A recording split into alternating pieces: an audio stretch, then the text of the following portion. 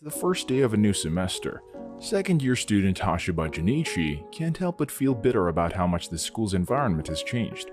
While observing his surroundings, he notices that most of the students have already coupled up. Some are openly flirting with their partners and acting all lovey-dovey with each other. When he arrives at his classroom, he's greeted by the dreaded sight of his classmates with their significant others. Love is in the air, and he sure as hell isn't breathing it. In the corner of the room, a group of high school boys is huddled together, wallowing about the fact that none of them have gotten girlfriends over the school break. This sad bunch of high school boys turn out to be Junichi's friends, Shinpei, Keigo, and Minoru, and they share these sentiments with him. They talk about how they haven't done anything over the school break. At this point, Junichi thinks to himself and wonders what went wrong, since he thought that when he became a high school student, he would finally get a girlfriend and lose his V card.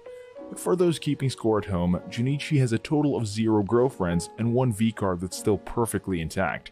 The conversation gets interrupted when a girl enters the classroom and calls Junichi's attention.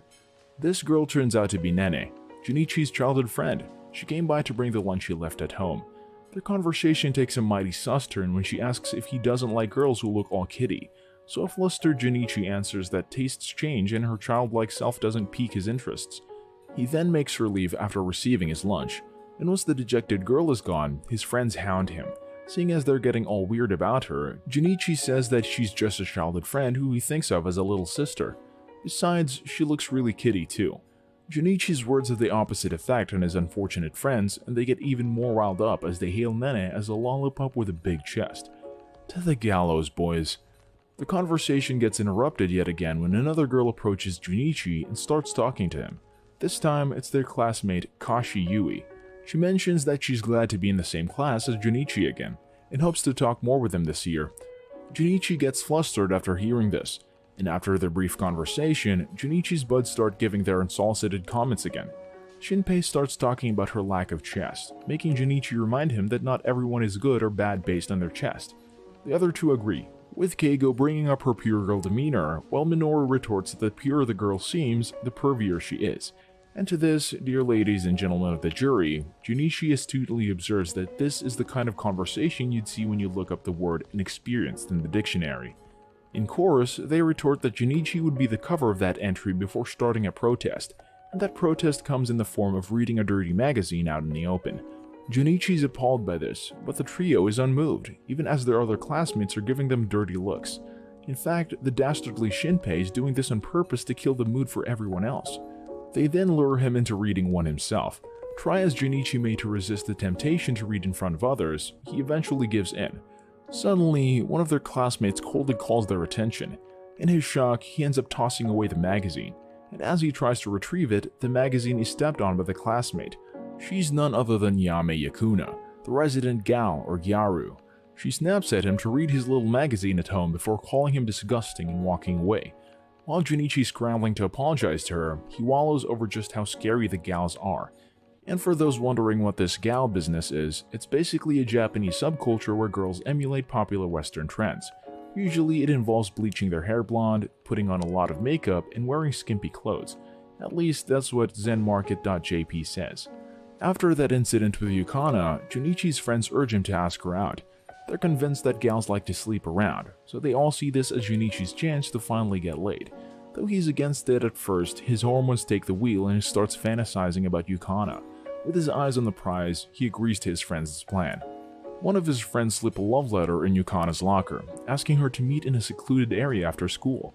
Surprisingly, Yukana soon shows up in the meeting spot and finds Junichi there, waiting for her.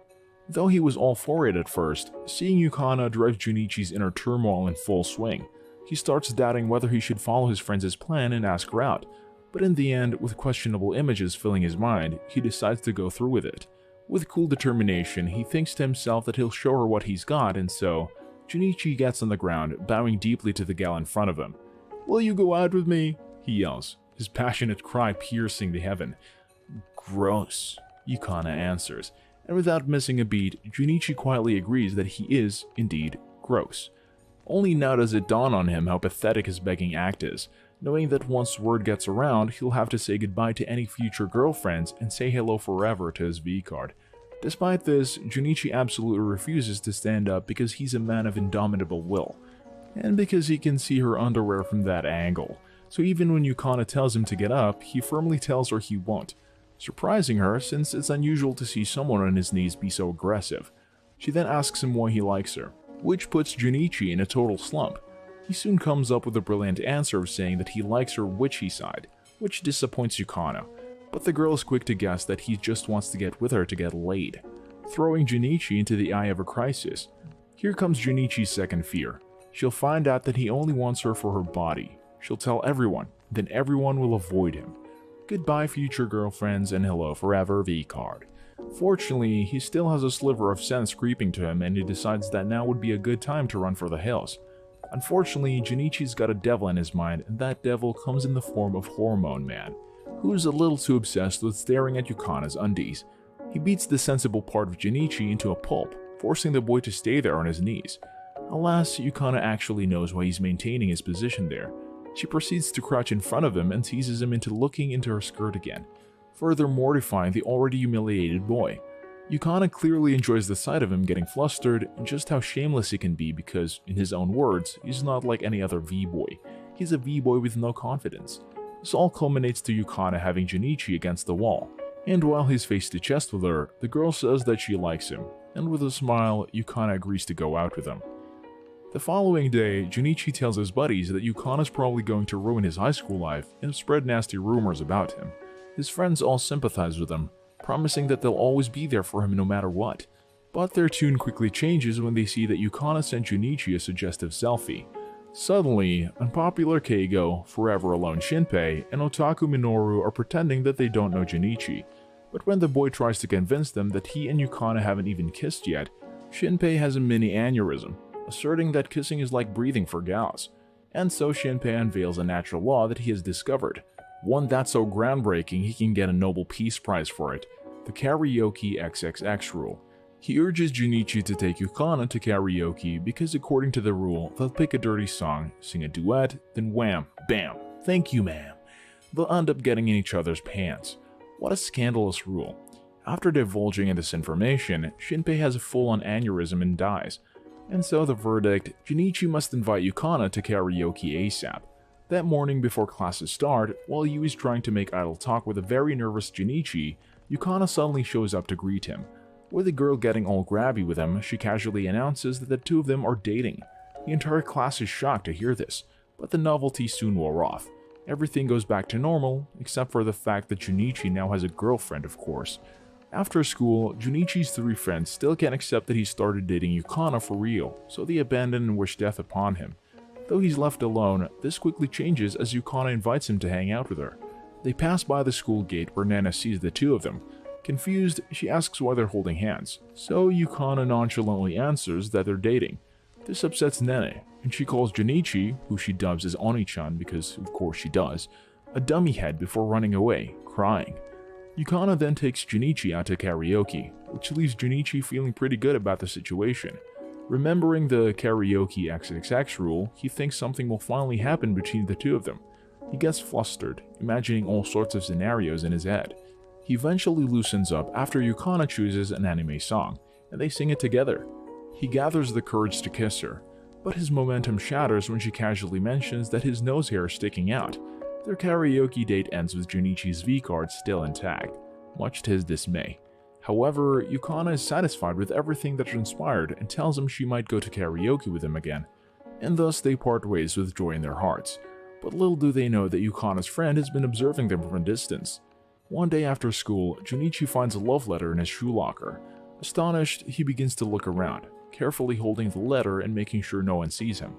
Unfortunately for him though, his friends are around and see the love letter and they encourage him to meet with the letter sender. Junichi answers that he can't meet another girl without telling Yukana. So even though he's pretty much only with her to pop his boy berries, he still has it in him to stay loyal. But of course, he's weak to peer pressure, so after some convincing from his friends, Junichi still goes on to meet with the girl who wrote the letter. But to his surprise, she turns out to be another gal, one who has been observing them. She gets close to him and correctly assumes that he's still inexperienced, which sets off a barrage of teasing from the gal, who asks him how he could get so excited over a girl that isn't his girlfriend. Junichi stumbles to the ground and the gal gets on top of him. Right on cue, Yukana catches them in their very compromising position, and she looks horrified to see this. But this is just a false alarm, as Junichi quickly learns that the gals are on good terms with each other. Yukana doesn't seem bothered by the fact that her friend, Ranko, just got on top of her boyfriend. Unfortunately, her complacency is a little misplaced, as Ranko is secretly swearing to destroy Yukana and Junichi's relationship. The next day, Junichi, Yukana, and Ranko hang out together. The three of them go bowling, dine at a cafe, and shop together. And no matter where they are, Ranko keeps making sure to steal Junichi's thunder and get in the way between him and Yukana. Just as the day is ending, two brash and dangerous looking guys try to pick up Yukana. Though Junichi's clearly scared of the men, he steps up, meekly asking them to leave Yukana alone since she's clearly uncomfortable. Shyly, he also adds that she's his girlfriend. The men are completely unfazed by the shrimpy Junichi, and they even shove him to the ground. Fortunately, Ranko comes in and saves the day by taking the guys up on their offer. She leaves with them, only to come back minutes later while Yukana's worrying about the hurt Junichi. Ranko claims to have given the guys a little talk, but in reality she actually gave them a good socking. On the way home, Junichi can't help but feel pathetic since he wasn't strong enough to protect Yukana. In a surprising turn of events, he finds Ranko waiting for him outside his home. She playfully confesses that she might like him after he stood up for them, and with that, she invites herself into his home. Once they're on the sofa, Ranko starts seducing Junichi with her bountiful tatas. She gets on top of him and tries to convince Junichi to just lose his V-card to her now, that he doesn't have to wait for Yukana when she's just right there, ready to make him feel good. Ranko's incessant movements against him make it hard for Junichi to think. He goes blank, almost ready to succumb to her. But when he remembers Yukana, Junichi suddenly snaps out of it. He gathers the strength to push Ranko off him and proclaim that even though he's a loser, he's not going to do it with just anyone. He wants to do it with someone he likes, and Junichi wants Yukana as his first. His words send Ranko in a fit of rage, spurring her to get on top of him again. She aggressively announces that she's not going to let a loser like him get with Yukana. It becomes clear that Ranko is actually quite in love with Yukana, who had always been there for her when she was a lonely child. With that, she asserts that she's going to screw Junichi so hard he'll not want to do it with Yukana anymore. There are probably other ways of achieving this, but you do you, Ranko. Or you do Junichi in this case. And just in the nick of time, a furious Yukana emerges from the door and tells Ranko to stop. Both Junichi and Ranko are shocked to see her. They start getting nervous over the prospect of Yukana overhearing their conversation. Luckily, she didn't hear it, and the upset girl just thinks that Junichi is about to cheat on her. Ranko quickly explains that she was just testing him to see if he would sleep with another girl, and her explanation quickly pacifies her best friend. Relieved, Yukana thanks Ranko for caring so much about their relationship, which brings Ranko to tears. Next day comes, and Junichi is relieved, thinking that Ranko is going to leave him alone now, but if you speak of the devil, she will appear, and said devil makes Junichi swear that he won't tell Yukana about how she really feels for her. While Ranko's attacking him, Yui can be seen looking at them from a distance, seeing over how Junichi can like someone else beside her, and thus Hashiba Junichi's peaceful high school life is getting a lot livelier, all because he dated a gal. Subscribe to watch more videos like this. Turn on notifications. And leave a like, it really helps the channel out. Thank you for watching. Subscribe to watch more videos like this. Turn on notifications. And leave a like, it really helps the channel out. Thank you for watching.